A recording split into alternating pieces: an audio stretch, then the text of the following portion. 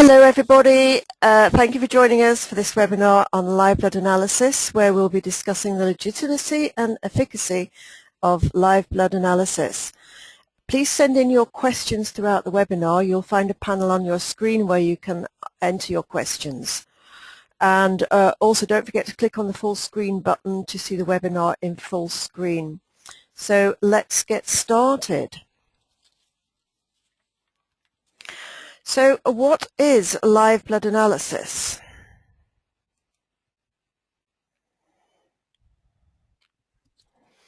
Live and dry blood analysis is also known as blood cell analysis, the oxidative stress test, nutritional analysis, and/or nutritional microscopy.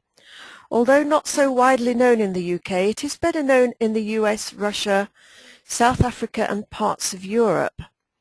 It's a simple test. It's conducted by nutritional microscopists to get an overall picture of the blood. The practitioner begins with a small, painless prick of the finger with a sterilized lancet to collect a single drop of blood. This drop is placed on a glass sliding cover to keep the sample intact and slow out the drying process. And the sample is then placed under a high magnification dark field microscope, which is linked to a television monitor or a screen. So live blood analysis is a way to determine how your nutrition is affecting your overall health. It is being advertised in places where health-conscious people frequent. Although it's not considered mainstream or even regulated, by some it is considered an informative complement to traditional medicine.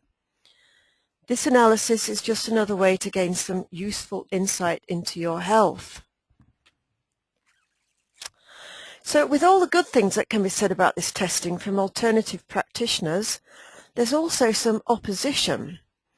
The negativity in the US seems to stem from findings of the Department of Health and Human Resources Office of Inspector General and a law that was passed by Congress in 1988 called the Clinical Laboratory Improvement Amendments. For more clarification, the Health and Human Services states that the Clinical Laboratory Improvement Amendments law establishes quality standard for all laboratory testing to ensure the accuracy, reliability and timeliness of patient test results regardless of where the test was performed. Now, live blood analysis was never able to meet these requirements. Basically, the DHHR,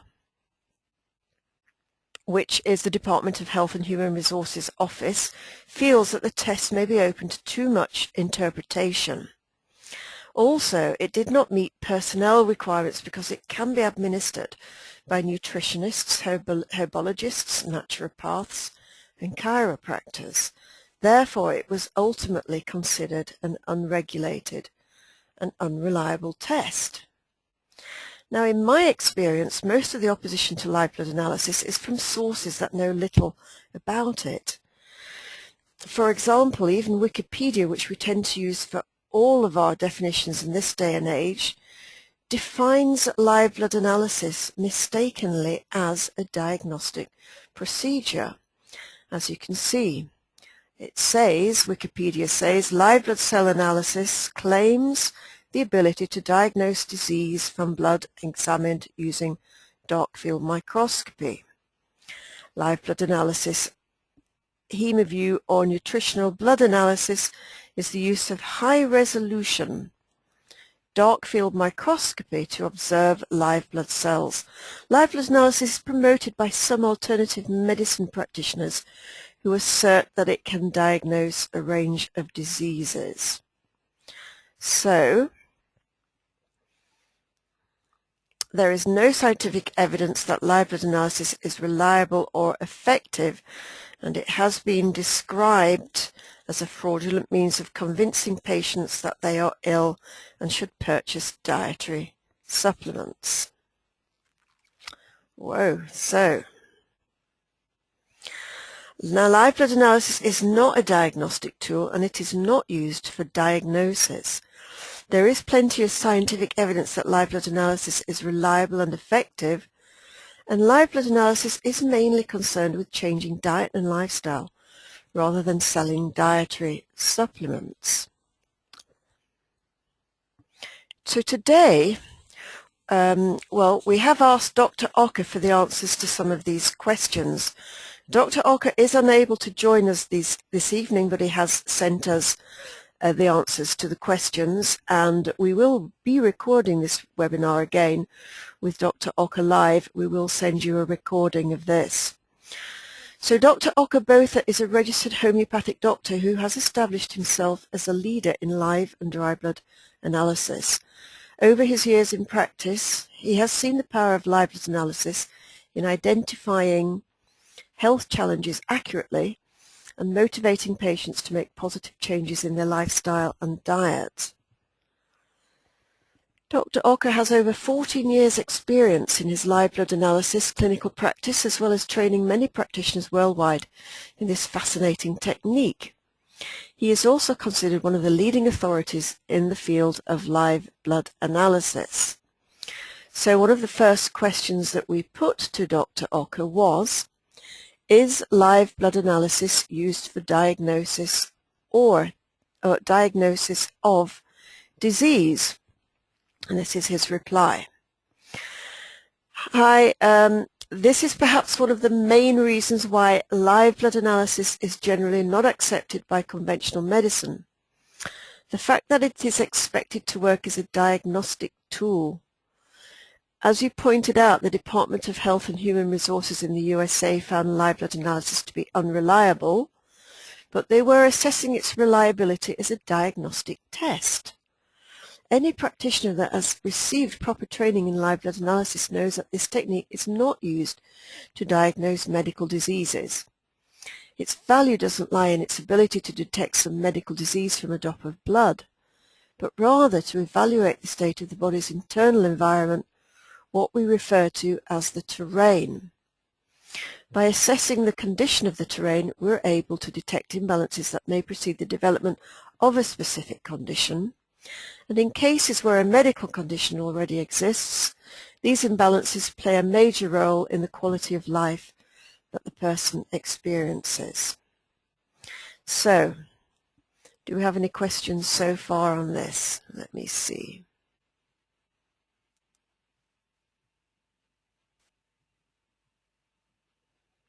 Any questions so far?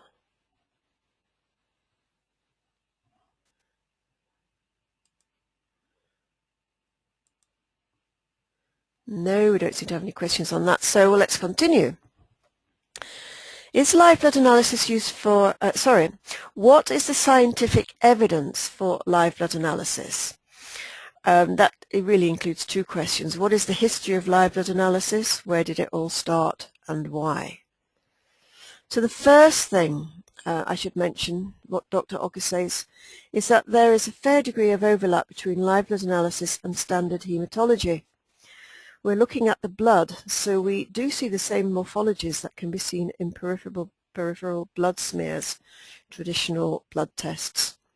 Signs like acanthocytes, podocytes, leukocytes, keratocytes, hypersegmented neutrophils, etc. They're all described in hematology and have been subjected to years of scientific research. However, because we're looking at live blood that has not been altered in any way, there are a whole host of other signs that may be detected and that have been connected to specific nutritional imbalances, dietary and lifestyle factors through years of clinical work. One of the first pioneers in live blood analysis was Professor Marcel Beyssies, a French hematologist who lectured at the University of Paris in the 1960s and 70s. Now, he wrote a number of books describing the value of evaluating blood in a living, unchanged and non-stained state. He believed that all hematology labs should change from analyzing stained blood samples to live samples, mainly because with live samples you're able to observe the dynamic life processes at the cellular level unfolding in real time. He says you can capture events and sequences that are impossible to see in static dead stained slides, i.e. traditional blood tests. Since Professor Basie, there have been other researchers that have continued to connect the dots between what is seen in the blood and the client's state of health, and ultimately to the interventions that are consistently successful in correcting a specific anomaly. Thanks to the work of these researchers, we now understand the physiological basis of most live blood anomalies. In other words, we know the underlying processes that lead to the development of a particular anomaly in the blood. For example, in live blood analysis, we always treat the presence of fibrin as a liver stress indicator. We now know that there are two separate mechanisms for the fibrin formation that relate to the liver. Firstly, fibrin is formed from fibrinogen, one of the acute phase proteins which is produced by the liver in response to inflammation. Secondly, heparin, an anticoagulant factor, is degraded in liver diseases. Even a moderate deficiency in serum heparin levels may accelerate fibrin production. Then there was also Professor Enderlein, a German bacteriologist from the early 20th century, who developed a theory called pleomorphism. Now, some live blood analysis courses only teach blood analysis from a pleomorphic perspective. This is also another cause for controversy because pleomorphism is not accepted by conventional medicine. The research into the validity of pleomorphism has been relatively inconclusive, so we don't spend a lot of time on the pleomorphic perspective of the various blood anomalies in our course. There have been a number of scientific studies that prove the link between specific blood anomalies and specific health challenges. For example, the presence of thrombocyte aggregation, which is groups of platelets sticking together, has been shown to be strongly associated with an increased rate at risk of heart disease.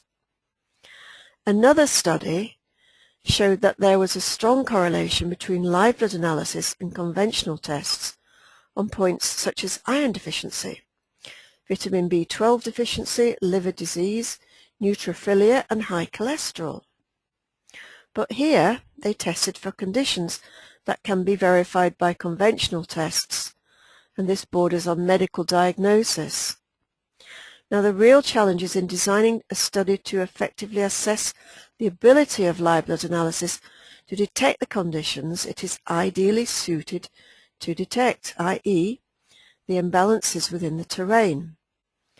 There really are no conventionally accepted tests for latent tissue acidosis or toxicity or an intestinal candida overgrowth. So the unique ability of live blood analysis to detect these conditions makes it very difficult to develop an objective study to test its accuracy.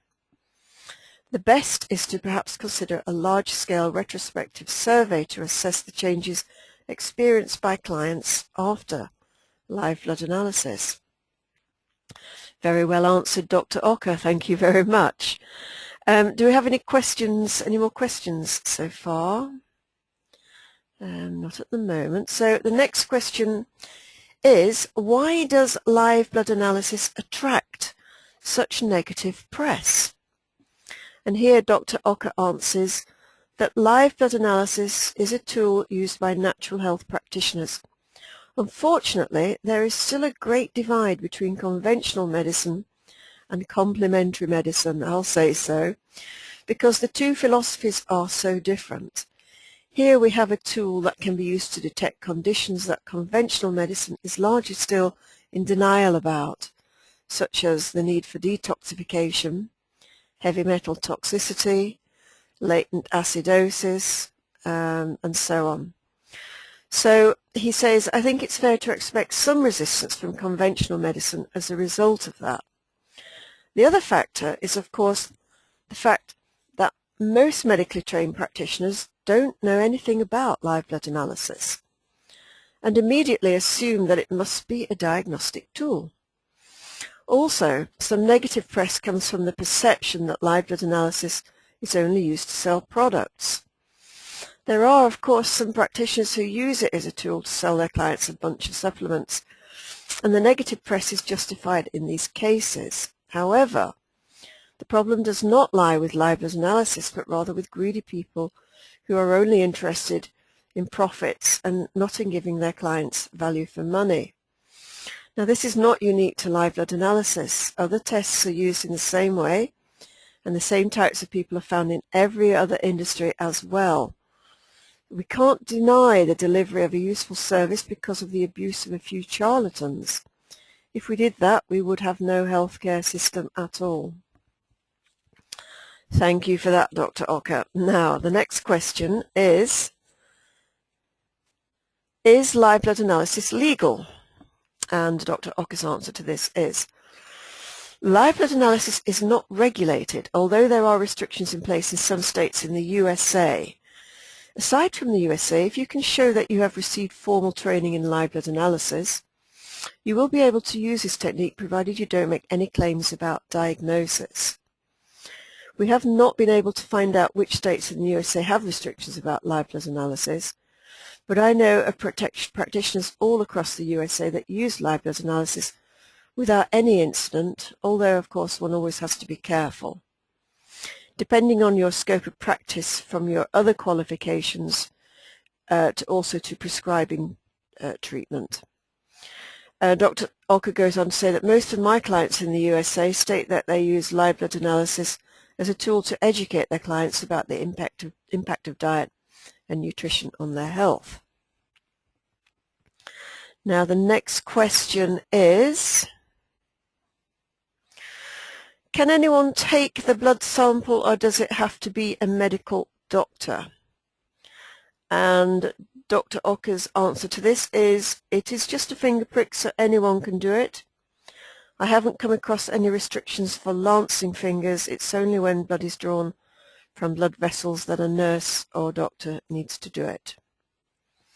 And the next question is, some people might think that it all sounds too good to be true. Is there a catch?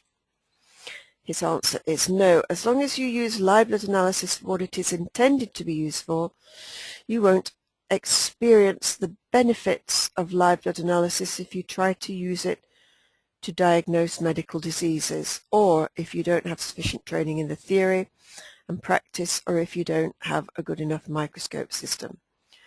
So basically it's saying that as long as you use it for what it's intended to be used for and not as a diagnostic tool, and also to get the best training in theory and practice and have a very good microscope system.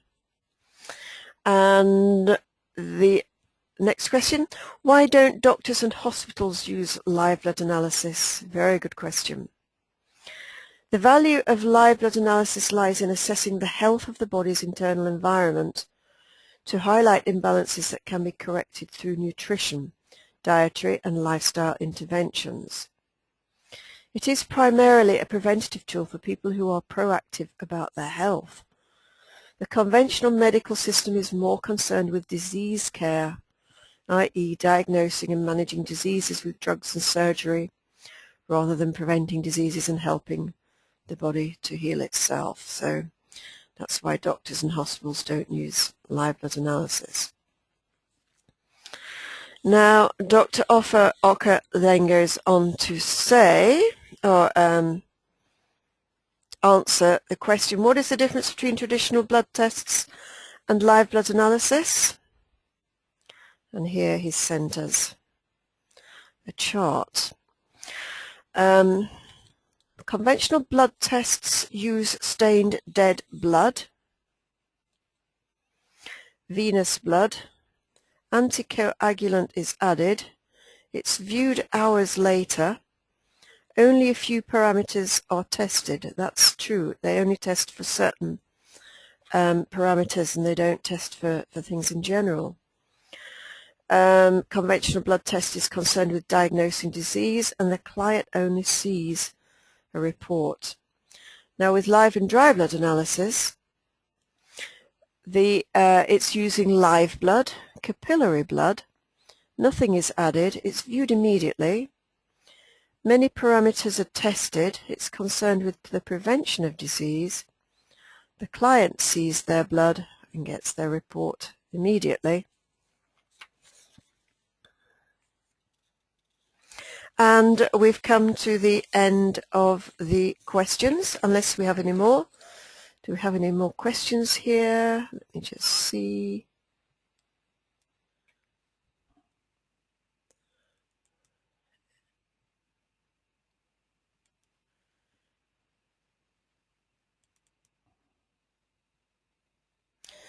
Should the slides be changing? Don't quite understand that question. Oh, you mean the slides on the webinar? Yes, they certainly should. You should be seeing a table now with conventional blood tests and live and dry blood analysis. Are you seeing that?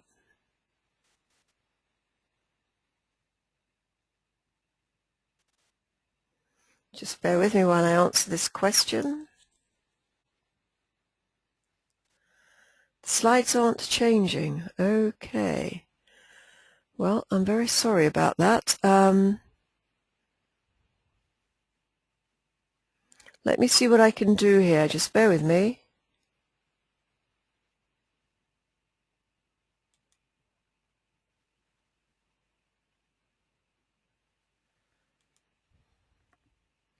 Okay, I'm not so sure what that is about.